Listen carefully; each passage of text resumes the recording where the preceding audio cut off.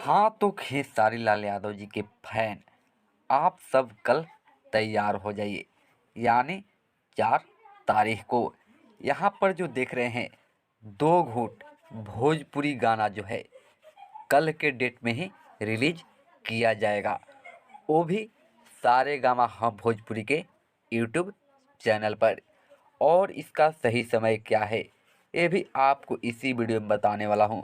यहाँ पर जो देख रहे हैं, ये बॉलीवुड गाना का जो है रीमेक किया गया है।